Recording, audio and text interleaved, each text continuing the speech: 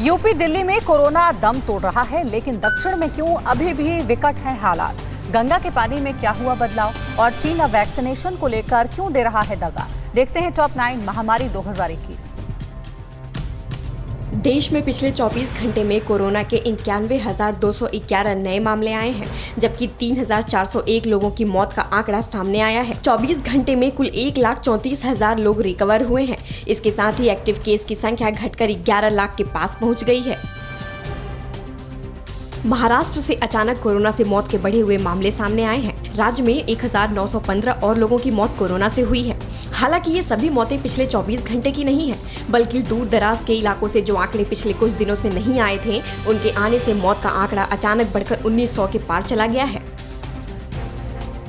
देश के दक्षिण के राज्यों में कोरोना की अभी भी काफी मुश्किल स्थिति है। तमिलनाडु में 24 घंटे में 16,813 नए केस आए हैं और 358 लोगों की मौत हो गई है। वहीं केरल में 14,000 से ज्यादा और कर्नाटक में 11,000 से ज्यादा नए मामले आए हैं, जबकि दोनों ही राज्यों में एक दिन में 194 लोगों की मौत महामारी से हो गई है।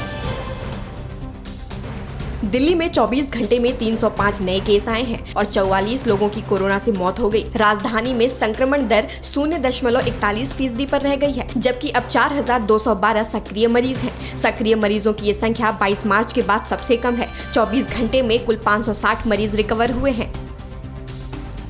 उत्तर प्रदेश में कोरोना की दूसरी लहर खत्म होने की कगार पर है। राज्य में 24 घंटे में सिर्फ 596 नए केस आए हैं। वहीं एक दिन में 3,10,000 टेस्ट किए गए। एक दिन में 1,231 लोगों की रिकवर होने के बाद प्रदेश में पॉजिटिव मरीजों की संख्या 12,243 रह गई है, जबकि 24 घंटे में 81 लोगों की महामारी से मौत हो गई। देश में 14.7% आबादी को अब तक कम से कम वैक्सीन की एक डोज लग चुकी है। वहीं 3.5% आबादी दोनों डोज ले चुकी है। सबसे ज्यादा महाराष्ट्र में 2 करोड़ लोग एक डोज वैक्सीन लगवा चुके हैं, जबकि राज्य में 50 लाख लोगों को टीके की दोनों डोज पड़ चुकी है। यूपी में 1.8 करोड़ लोगों को एक डोज, जबकि 47 लाख लोगों को वैक्सीन की दोनों डोज लगाई जा चुकी है।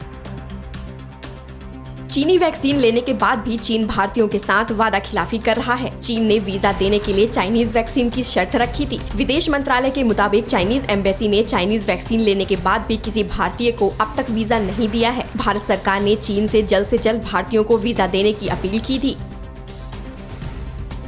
गंगा में कोरोना संक्रमितों के शव से पानी में हुए प्रदूषण की जांच शुरू कर दी गई है। जल शक्ति मंत्रालय ने इस काम का जिम्मा लखनऊ के इंडियन इंस्टीट्यूट ऑफ टॉक्सोलॉजिकल रिसर्च को दिया है। IITR की टीम ने इसके लिए बक्सर के साथ साथ पटना, भोजपुर और सारण से भी सैंपल लिए हैं। गंगा के पानी में होने वाले बदलावों की जांच बिहार राज्य प्रदूषण नियंत्रण बोर्ड भी कर रहा है, लेकिन इस बार मामला वायरस से जुड़ा है, इसलिए यह काम IITR को दिया है।